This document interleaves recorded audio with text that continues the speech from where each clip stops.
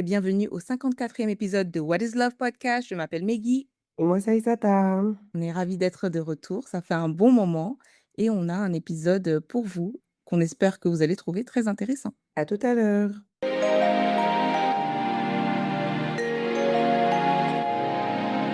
On s'est rencontrés en juin 2020. Lui, ça faisait un an qu'il était divorcé. Moi, et puis moi, j'étais la mère célibataire qui assumait totalement d'être célibataire et qui avait, après avoir vécu pas mal de vertes et des pas mieux, se disait, bon, de toutes les façons, maintenant, là, j'apprends à vivre seule et j'étais très bien. Ah non, franchement, j'étais très bien. J'avais mes 2 enfants, tout et tout. Et puis, je l'ai rencontré en juin. J'ai été célibataire très, très, très longtemps. Mes enfants, je les ai eus, le papa les a pas reconnus, donc je les ai élevés toute seule. C'était des jumeaux, je les ai élevés toute seule. Et je me suis forgée. Quand t'es mère célibataire, tu te dis, tu veux jouer le rôle du papa et de la maman, alors que tu peux pas faire les deux, surtout quand c'est des garçons. C'est très compliqué. Du coup, après, tu as des rencontres avec des hommes. J'en ai pas eu beaucoup, dans le sens où je me suis dit, je voulais pas que mes enfants aient la vision d'avoir plusieurs gars. Non, non, non, non. Et c'était des rencontres qui étaient avec, comme on dit, avec les coups de main, etc. Et j'étais arrivée, quand je l'ai rencontré, j'étais arrivée depuis à peu près un an et demi. Une fois, j'étais à l'église, j'ai dit, Seigneur, pardon, donne-moi quelqu'un. Faut m'imposer quelqu'un. Faut m'imposer quelqu'un. Moi, il me dit, je te parle, faut m'imposer quelqu'un. Mais j'ai demandé, j'étais à l'église, j'ai demandé ça. Mais en même temps, au sortir de là, je me suis dit, je vais pas me prendre la tête. Et j'appréciais d'autant plus ma liberté de femme célibataire. Donc je faisais ce que je voulais et j'étais pas focus vraiment, vraiment, vraiment en train de chercher quelqu'un. Ah non. Parce que quand je me suis dit, je vais chercher, et puis bon, après mon âge aussi, parce que bon, je me suis dit, à l'âge, tu rencontres moins de personnes, c'était le contraire d'ailleurs, mais bon, tu rencontres moins de personnes, et donc j'appréciais ma vie telle qu'elle était, hein. Franchement, j'avais mes petites activités, je faisais mes trucs, j'avais mes planifications et compagnie, et du coup, j'étais bien avec moi-même. J'étais contente d'être avec moi-même, d'apprécier, savourer les moments que je passais, avec ou sans les enfants, hein, tranquillement. Et puis, quand je l'ai rencontré, et je me suis dit, une relation où ça marche ou ça marche pas, mais il n'y a pas de faux semblant. Donc, dès que je vois que c'est un peu bizarre ou pas que ça veut devenir bizarre, je me suis dit non, non, non. Donc, avec lui, j'ai pas planifié les choses. Je me suis dit, parce que des fois, quand tu commences à faire des plans, ouais, les plans sur la compète, ouais, je vais rencontrer un gars, ouais, je vais observer, on va avancer doucement, on va truc. Rien. J'ai pas dit je vais observer, j'ai pas dit rien. Mon esprit, là, ça s'est fait naturellement. C'est-à-dire, je me laisse porter. Voilà, c'était ça. Je me laisse porter. Me me laisser porter là, voilà. C'est comme ça mon état d'esprit était quand on s'est rencontrés.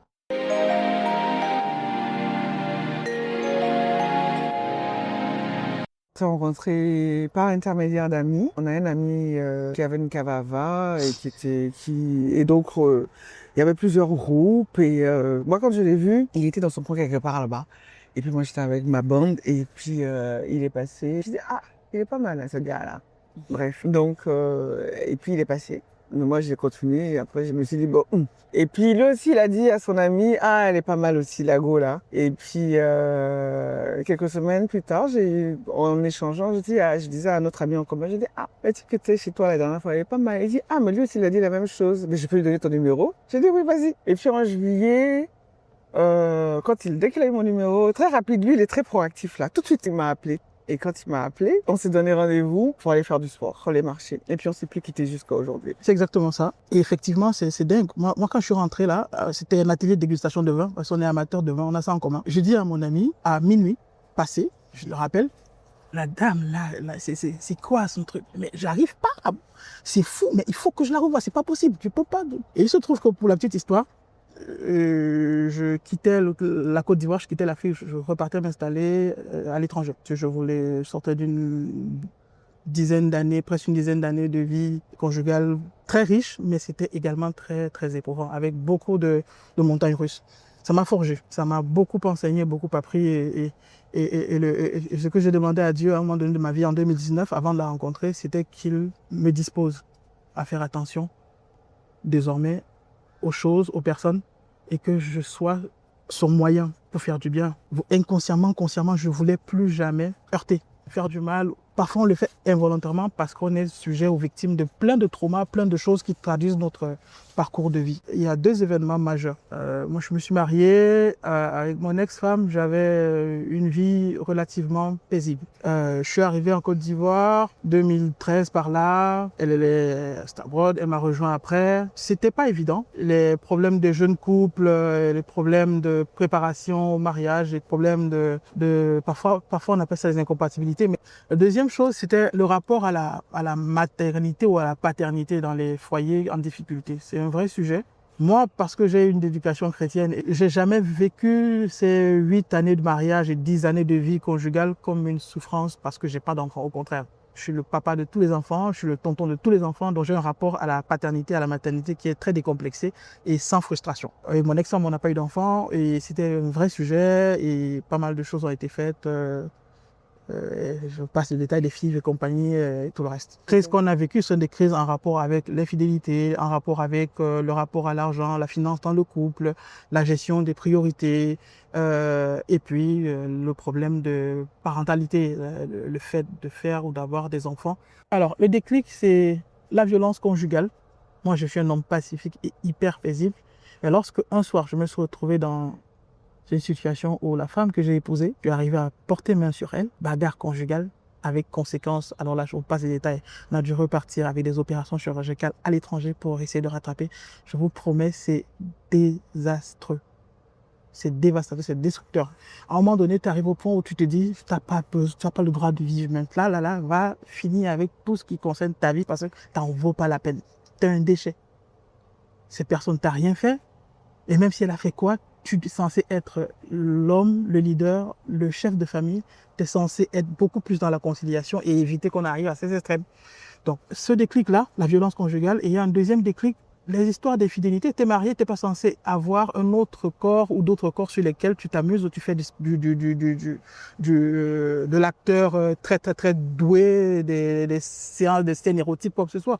Tu es censé être boulot, famille, boulot, et puis voilà, orienter la vision de la famille, le projet de vie de la famille. Mais si tu es embarqué dans plein de vies différentes, tu as un problème. Et je parle de moi. Et quand tu as ça, cette prise de conscience froide-là et implacable, tu n'as qu'une seule envie, c'est tout arrêter. Et plus jamais rester dans ce type de bulle spéculative et puante. Tu te rends très vite compte qu'il y a un problème.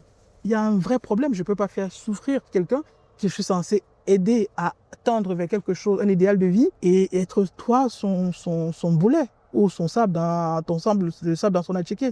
Donc en fait, j'ai l'impression d'être dans une seconde chance. J'ai l'occasion de faire mieux, d'être encore meilleur en prenant les belles leçons de vie des 10 dernières années passées. Et tout, donc ça fait 6 ans bientôt. Ça fait 6 ans que je n'ai pas eu d'éclat de voix. Même avec des ados de 16 ans, 15 ans et demi, 16 ans, bouillonnant. Ouais, c'est ça, des bagarres. Vous comprenez? J'ai pas eu d'éclat de voix. Même les bagarres et tout, c'était recadrage de l'autorité paternelle. Dans un contexte, il était important de montrer que le patron, le père, il est là. Et il entreprend des démarches d'amour. Avec l'amour, c'est des actes. Et derrière, on se quitte plus. Effectivement, on ne s'est plus quitté. Moi, j'ai annulé tout mon projet de voyage, tout. J'ai tout plaqué.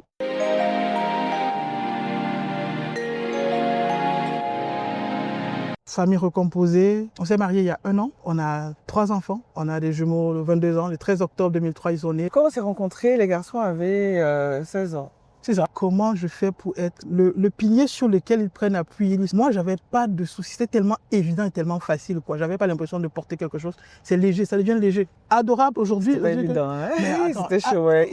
Oui. Mais après, tu te rends très vite compte que quand quelque chose t'est préparé à ça, je crois que je parlais de l'importance de la préparation. L'amour, en fait, c'est un tout. Je débarque dans leur vie, je suis jeune. On va abattre. Je suis limite de rival. Il faut composer avec. Il faut prendre beaucoup de hauteur. Il faut avoir beaucoup d'amour. En tout cas, beaucoup d'amour. Alors, à revendre même, en fait. Et quand je les regardais, au-delà des ados qui pouvaient être un peu méfiants, en même temps, un peu, voilà, ils testent des choses, ils voient le niveau d'investissement, le niveau d'implication, le niveau de sérieux. Ils font faire beaucoup de choses. Tout de suite, on s'est dit les choses. Ce qui est bien avec notre relation, c'est qu'on se dit les choses. Quand ça va, quand ça va pas, on se dit. Et donc au début, avec les garçons, bon, pour eux, c'était pas sérieux, donc c'est une petite relation comme ça, de compagnie. Sauf que là, c'était différent. Le monsieur, il s'est imposé à nous tout de suite. Comme j'avais demandé à lui, il s'est imposé. Et avec les garçons qui étaient des ados en pleine fleur de l'âge, là, c'était tendu. J'ai même une anecdote même là-dessus, c'est que quand c'était tendu avec les deux, enfin il y a un qui a mon tempérament, il y a un autre avec lequel où le tempérament est un peu plus chaud. Donc les deux se sont pris une fois la tête et puis il y avait la cafetière d'espresso et puis dans leur, enfin, je ne sais pas de la vraie bagarre, mais dans leur échauffement là, la cafetière s'est cassée. Donc ils ont fini chacun parti de son côté. Mon autre fils et moi on s'est regardé, on dit mais j'ai dit, ah, pas la fête de la cafetière là, qui est gâtée. Il dit, c'est les deux qui boivent ça là, c'est eux là qui ont cassé la cafetière. Il dit, enfin. Ouais, c'est Donc ça. c'était ça, c'était difficile, mais c'était bien. C'était bien. Au fur et à mesure, ça s'est construit. Et tellement, même au départ, quand c'était difficile, après, au bout de 1 an, 2 ans, ils ont commencé à l'appeler papa. C'est venu un soir, on était surpris. Ça, on s'y attendait pas du tout. Les deux ont commencé à l'appeler papa. Parce qu'ils se sont rendus compte que bon, le gars qui était à côté de leur maman, il rendait leur maman heureuse et il était pas si mal finalement, donc ils l'ont appelé papa. Et il a dit qu'il voulait les adopter, on a commencé la procédure.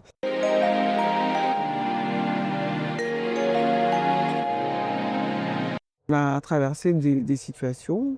On a notre fille qui est arrivée et je suis pas sa maman.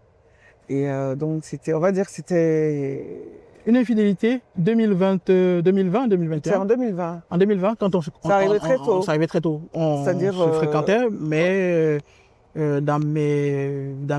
s'était pris la tête. dans mes galipettes, dans mes trucs, on s'est même pas trop Non, pris la ce jour, tête. on s'était pris la tête. On s'était pris la tête. C'était où tu as fait, c'est parti. C'était le repas de Noël en famille, dans ma famille. C'était la première fois. Donc je pense que je devais Ouais, être c'était l'affaire Et d'emporter puis, encore là, je crois. ils ont une affaire d'emporter, la fameuse emportée. Et, à un moment, il s'est pris la tête. Et puis, bon, on était censé passer la soirée ensemble. Et puis après, quand on a fini le repas de famille, il est parti de son côté, je suis pas de son côté. 6 mois plus tard, bon, on lui a annoncé qu'il y avait Ouais, un enfant qui était en route. Qui Du n'était pas coup, programmé. Hein. c'était pas programmé. Du tout. Et Ah, du tout. après, donc en juillet, c'était un 9 juillet d'ailleurs j'ai pas oublié, hein. Un 9 juillet d'ailleurs qui m'a dit, ah, que voilà la situation, tout, tout. J'ai dit, je comprends pas. Il a commencé à m'expliquer. J'ai dit, faut m'expliquer, je comprends pas. Tu parles de Ouais. quoi? C'est Tu très dis dur. quoi? Tu dis quoi? Tu dis Une quoi? vraie montagne russe encore à Ah franchir oui, là. ça c'était un choc terrible, terrible, terrible, terrible, terrible. Mais après, bon, c'est, et je me suis dit vraiment que ça arrive maintenant, que plus tard. Après, comment je me suis sentie? J'étais choquée. Ça, il n'y a rien à dire, j'étais choquée, moi. J'étais choquée. Je me suis dit, merde. Je me suis dit, mais à quel moment ça a pu arriver? On est tout le temps ensemble, on est collés serrés, tout le temps ensemble. À quel moment ça a pu arriver? C'est même pas possible. J'étais vraiment choquée. Et je suis rentrée chez moi. C'est bon, j'allais chez moi. Je suis partie chez moi. Lui, il était tout paniqué ici. Hein. Je suis rentrée chez moi. Et puis, 2 jours après, on avait un engagement. On était invité à un baptême. Donc, je suis revenue. Je dis, bon, on va aller au baptême. Mais ça a pris du temps. Ça a pris du temps, tout et tout. Et après, j'ai vu ça d'un côté spirituel. Le côté spirituel, c'était que bon, je suis plus âgée que lui de quelques années. Et je me suis dit, tout ce que je fais, bon, c'est comme ça que je l'ai pris. C'est pour ça que je dis, Seigneur, je te remercie, c'est arrivé. Peut-être que c'était ma conception, hein. J'ai dit, ah, peut-être que c'était mieux que ça se passe comme ça, dans la mesure où je me suis dit, bon, moi, je parle de la ménopause. J'ai dit, peut-être que je vais pas lui donner d'enfant. Et c'est bien qu'il ait eu son enfant. Comme ça, au moins, c'est une famille récompensée. C'est comme ça que je me suis sentie. Et j'ai dit, Seigneur, merci, parce que quelque part, tu m'as sauvée. Et j'ai pris ça comme ça. Et c'est parti. J'ai dit, tu m'as donné la fille que je n'ai pas eue, tout et tout. Donc, très tôt, on a échangé, on a parlé. Et donc, quand la petite est née, le 25, on est parti, je l'ai accompagnée à l'hôpital pour aller voir l'enfant. Même si la mère, en fait, la maman de la petite à l'époque, elle se disait, bon, le gars n'a jamais eu d'enfant. Elle a fait exprès, je sais pas si, d'après lui, ils ont utilisé, tu sais, les capotes plutôt lourdes. Donc, elle a fait exprès, elle a tenu 6 mois pour lui dire, en espérant l'avoir. Et du coup, quand on est parti à l'hôpital, elle a fait un scandale en disant que, ouais. Et puis, bon, comme il n'a pas voulu que ce soit scandaleux, il a dit, allons-y. Et après, moi, j'étais pas tranquille parce que je sais ce que c'est que d'avoir un enfant. Quand tu as un enfant et tu veux t'en occuper, tu veux que le père soit là, tout et tout. Donc, au départ, j'étais pas sécure. J'étais vraiment pas sécure. Mais il m'a rassuré, il m'a dit non. Et puis au fur et à mesure, et je voyais un peu les manigances aussi de la maman qui voulait absolument. Elle-même, maintenant, elle a compris. Maintenant, elle a compris, donc elle nous laisse tranquille. Moi, j'ai tout fait par rapport à l'intérêt de la petite. On a voyagé ensemble plusieurs fois. Si on vous dit que, je sais pas, sa maman là, on peut pas savoir. Parce qu'on est dès le début, on a voulu qu'elle soit au courant, même en étant bébé, qu'il y avait sa maman, et puis il y avait son papa et sa maman, son autre maman aussi. Donc, et elle est tellement intelligente, cette petite, et puis elle est claire. Il y a un petit quelque chose, cette petite, un Ah, phénomène. ça. Ah, ça. Elle fait la part des choses. Quand elle est ici, elle a son univers. Quand elle est de l'autre côté, elle a son univers. Elle ne mélange pas les deux. C'est Elle fait une la part petite des vieille, choses. comme sa grand-mère. Elle fait la part des choses. Oui, elle fait la part des choses. Donc voilà. Et pour revenir C'est pas grave, à ce point de comment on a fait, tout à l'heure, il y avait le point de comment on a fait. Je vais revenir dessus. On s'est tout dit. On s'est tout dit. Il n'y a pas eu d'étalage. Il On n'a a pas tout entendu, mis. il a dit tout de suite. On a tout dit, tout dit. Et donc, quand 6 mois après cette histoire arrive, je mets tout sur la table parce que je ne veux plus revivre les traumatismes des boules puantes et compagnie et tout et tout. Et donc, je l'ai pris également personnellement comme un vrai aveu d'échec, à titre personnel aussi. Et ça, direct, j'ai mis sur la table. On en a parlé et puis tout.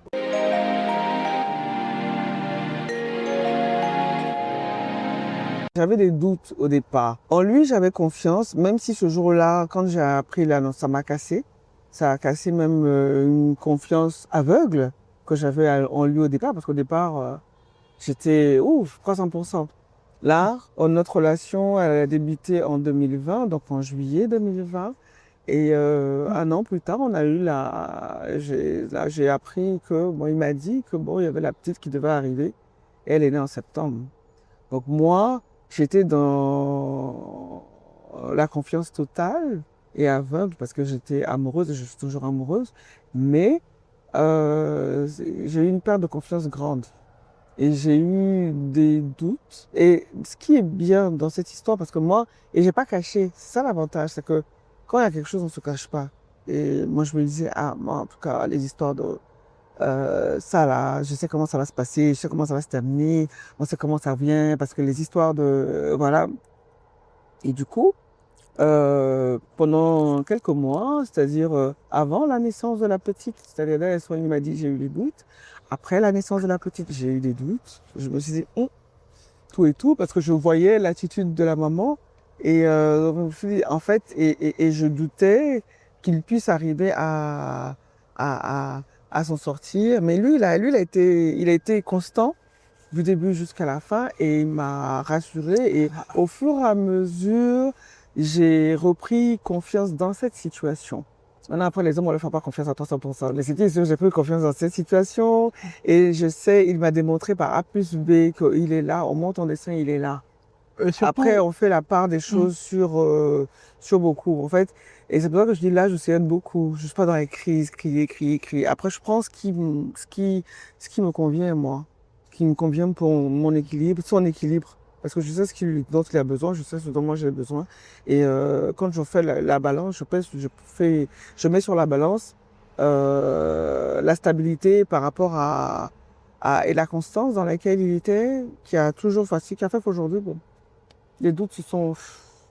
oui, c'est ça. Rien n'est acquis en amour. Dans un foyer, il n'y a rien d'acquis.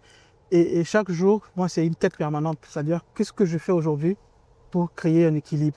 Nos univers, ils sont aujourd'hui communs. Qu'est-ce que je fais chaque jour pour qu'elles soient équilibrées? Nous soyons équilibrés, les enfants soient équilibrés. En fait, c'est ce leitmotiv au quotidien. Un homme, plusieurs foyers, polygamie, tout ça, c'est pas mon délire. Un coup, en passant, les choses que j'ai fait, tout, ça peut m'arriver, mais je suis pas un homme des relations multiples et des foyers, avoir des enfants partout. J'ai horreur de ça, j'ai jamais été comme ça. Très vite, j'ai travaillé à faire comprendre à ma femme que je suis pas un monsieur qui va avoir un foyer avec un enfant élevé hors du foyer et tout. Très tôt, c'était mis à plat. Je suis au tribunal, je pris un avocat parce qu'il fallait une procédure pour que la petite ait un cadre de vie qui lui permette d'avoir des apprentissages et un suivi qui permettent, sans faire insulte à sa mère biologique, mais c'était ça. Pour moi, le plus important, c'était cet enfant et comment elle participe à une recomposition d'un équilibre familial avec sa mère biologique, de l'autre côté, qui n'est pas ma compagne, qui n'est pas ma femme, qui est la mère d'une enfant, qui est le troisième membre de notre famille. Et jusqu'à ma mort, je le sais, c'est quelque chose elle sait. Je sais que je vais jamais avoir un enfant hors mariage. Je suis marié aujourd'hui. Les erreurs que j'ai faites, j'ai eu une seconde chance, je peux pas la louper. Moi, j'ai un contrat avec mon Dieu. Quelque part, ce truc, c'est mon leitmotiv. Ça arrivera jamais, je suis certain, elle sait. Au tribunal, le juge a confirmé cette décision. C'est pour ça qu'on a la petite avec nous tous les week-ends depuis qu'elle est scolarisée à 1 an, 8 mois.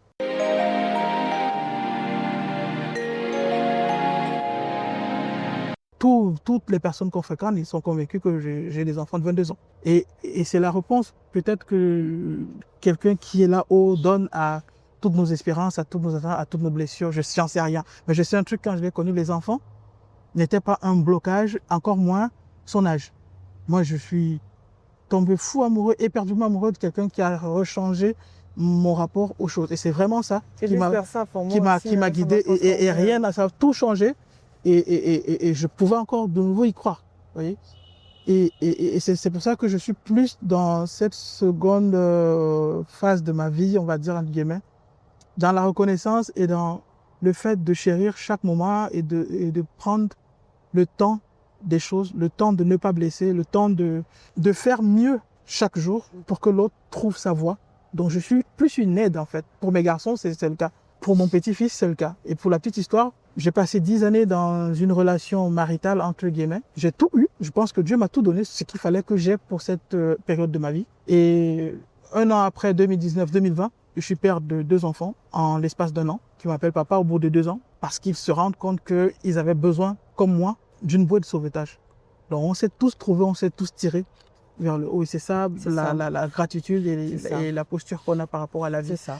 Et vice-versa, la petite, quand elle arrive, c'est pareil. En fait, nous, on est vraiment dans une disposition de l'amour pour nous, c'est tout. L'amour, c'est bien plus que l'amour, en fait. C'est bien plus que l'amour.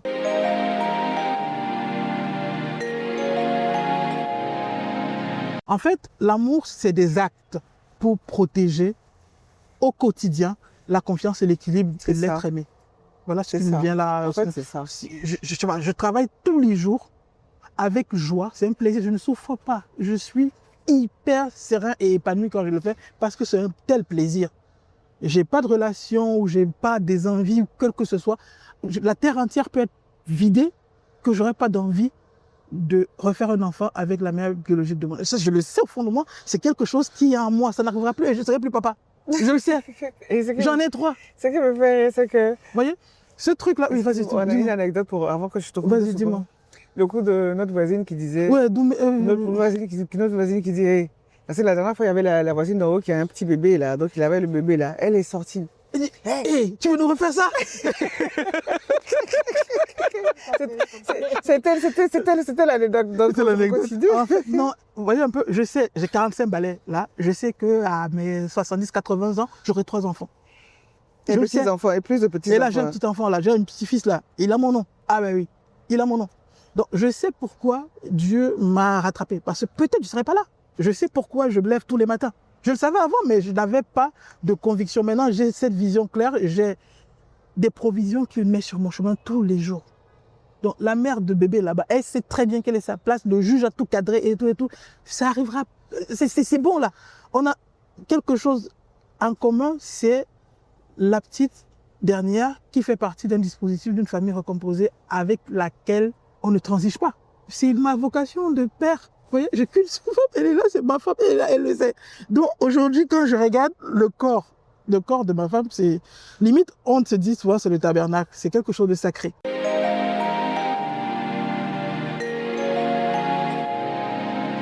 Notre relation m'a transformée à plusieurs niveaux. Ça m'a... Bon, déjà, j'ai eu de la stabilité. Je suis sereine, plus sereine aujourd'hui, parce que... Et plus posée, en fait. J'étais posée, mais encore plus.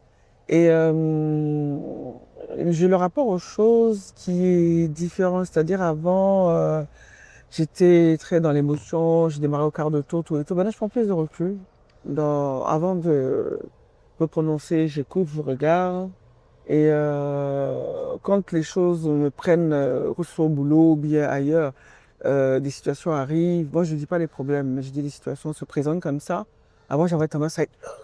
Maintenant, là, je regarde ça différemment, avec beaucoup de recul et je les gère sans pour autant le prendre personnellement. En tout cas, je sais pas si c'est ça l'équilibre, mais en tout cas, moi, c'est tout de suite ce qui me vient à l'idée, c'est ça. Stabilité, sérénité.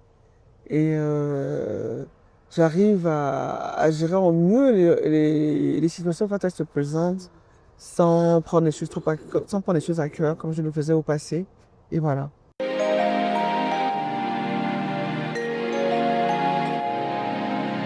L'amour, pour moi, c'est la sérénité, l'équilibre, le don de soi.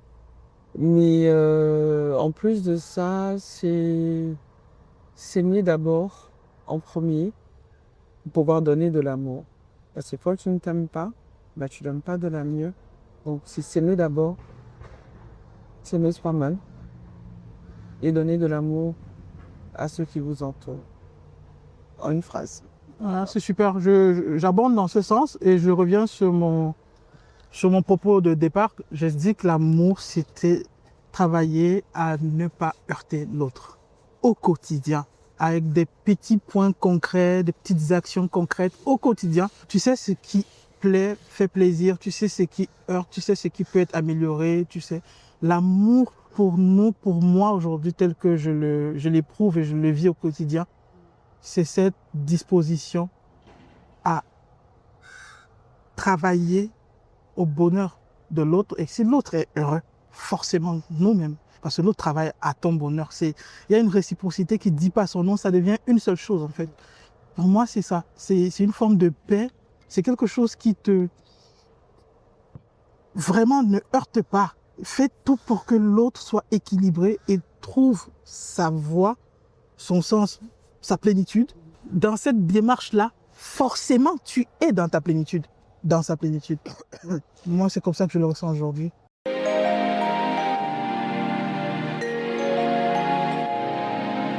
Alors Aïssata, j'ai une question pour toi, après l'écoute de cet épisode et ma question c'est: est-ce que, admettons et j'espère que ce ne sera jamais le cas, mais bon, admettons, voilà, ton partenaire, vous êtes ensemble depuis 1 an et puis il t'annonce que, ben, il a enceinté quelqu'un. Vas-y. Bon, écoute, je pense que, cet épisode, pour moi en tout cas, Mmh. je vais commencer avec une réflexion avant de répondre à ta question. C'était un rappel de à quel point finalement chaque histoire est très personnelle. Et c'est vrai que c'est un peu même le but de ce podcast de rappeler aux gens que chacun a vraiment son histoire et je ne me vois pas forcément dans les histoires de certaines personnes et je dois t'avouer que, étant hors des émotions que ce couple a vécues, moi, de là où je suis, je t'aurais dit: «Mais non, j'accepterai pas» et cetera. Mais c'est un peu difficile à dire sans être dans la situation, sans être dans le couple, sans avoir les sentiments que tu as pour l'autre et sans aussi voir ce que l'autre apporte dans ta vie et cetera. Hem, je pense quand même que tu m'aurais posé la question il y a quelques années, j'aurais dit, mais sans aucune nuance, j'aurais dit: «Jamais de la vie, je pars». Aujourd'hui, je te dis, en fait, je suis pas sûre parce que, OK. heu, comme on dit: «Life happens». Heu, il y a toujours une explication, il y a toujours des circonstances et donc je ne sais pas. Je ne partirai pas D'accord, forcément. d'accord. Intéressant, intéressant. Et toi? Bah, et je suis, bah, avant de répondre aussi, je dirais, je suis complètement, d'accord avec toi. Effectivement, je pense qu'il y a beaucoup en jeu dans une, situation qui est très, très personnelle à ce couple-là et honnêtement, je ne sais pas, ça dépendrait des circonstances. Mais rendu là, ma réponse, organique aurait été: «Je ne peux pas rester» parce que c'est une confiance que j'ai mis en mon partenaire et au final, la confiance, c'est très difficile à retrouver une fois qu'elle est brisée. Donc j'aurais dit, sans penser comme ça, non, mais comme toi, ben, je sais pas. Il faut être dans la situation pour le savoir et quelque part, je pense que c'était quelque chose qui est arrivé pour donner le cadeau de la paternité au monsieur. Parce qu'au final, la dame dit qu'elle ne sait pas si elle aurait pu, lui donner, l'enfant qu'il désirait tant. Oui, effectivement, écoute, finalement, Dieu seul connaît les mystères de ce qu'il nous fait vivre, mais c'est peut-être ça. C'est peut-être que, il avait besoin lui aussi d'être père et d'avoir des enfants biologiques et donc c'est le chemin que Dieu a décidé de lui faire, prendre pour avoir son enfant donc ah, si c'est ça, why not? Moi vraiment un thème pour moi qui me revenait en tête et encore pendant l'écoute de cet épisode, c'était tout ce qui concerne la rédemption. Parce que, et à quel point, en fait, est-ce que le passé de quelqu'un, peut être utilisé pour le définir et pour définir, la personne que la personne va être dans le futur? Et j'ai trouvé ça très fort et très beau que du coup, dans ce couple-là, la femme, tout en étant au courant d'un passé, rocambolesque du monsieur, se soit quand même dit: «Oui, mais c'est pas grave, c'est quelqu'un qui a évolué, c'est quelqu'un qui a changé, qui a appris de ses leçons et moi, je veux vivre quelque chose avec lui».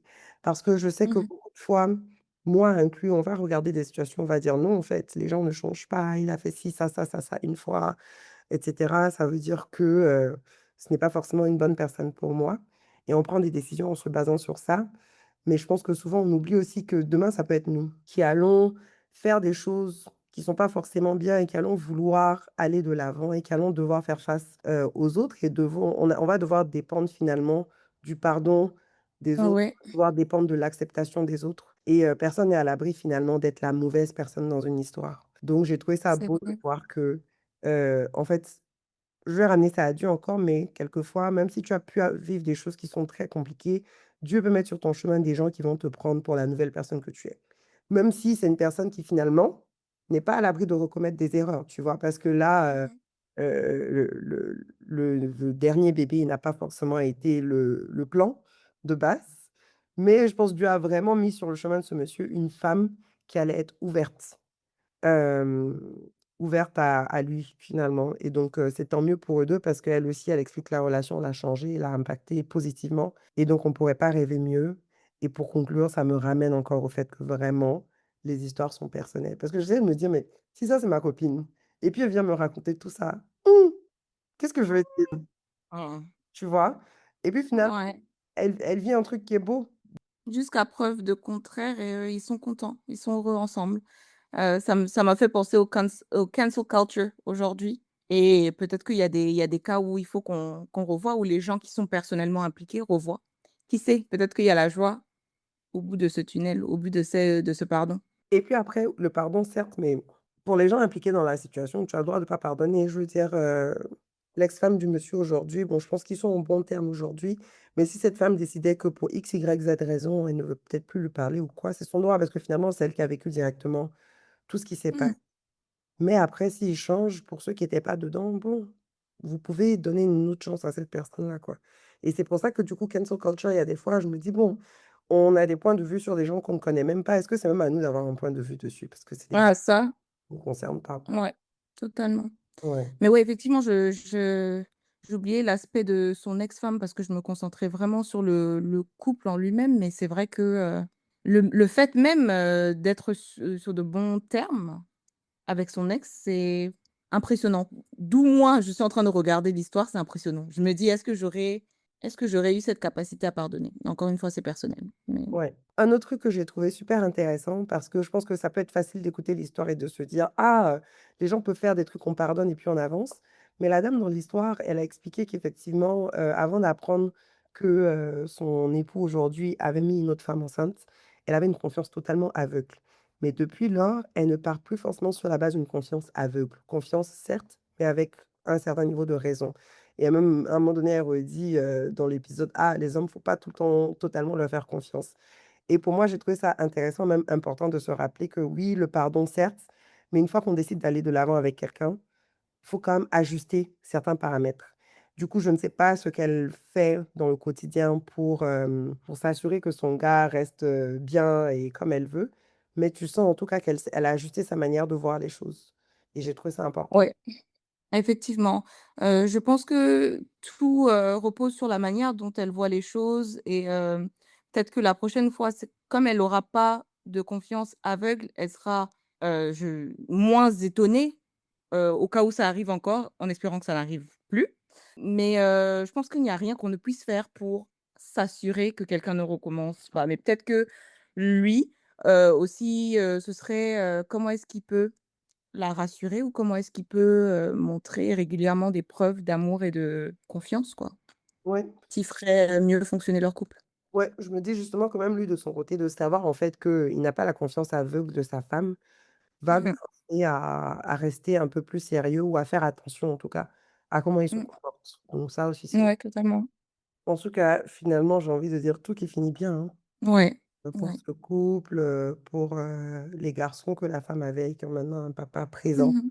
Parce que pour eux aussi, Mmh. finalement, c'est une belle histoire de passer d'une enfance et d'une évolution sans papa à quelqu'un qui vient et qui a tellement d'amour paternel à donner que finalement ça comble et puis ça remplit en fait toutes ces années passées qu'ils ont vécues sans papa. Donc c'est intéressant comment la vie a une manière très spéciale de faire finir les choses. Mmh. Mmh. Ça, on espère que vous aurez aimé cette écoute et puis on attend vos retours comme d'habitude. Et bien sûr, on se voit dans 2 semaines. Cette fois-ci, on ment pas, hein. On revient dans 2 semaines pour un prochain épisode. À À bientôt. bientôt.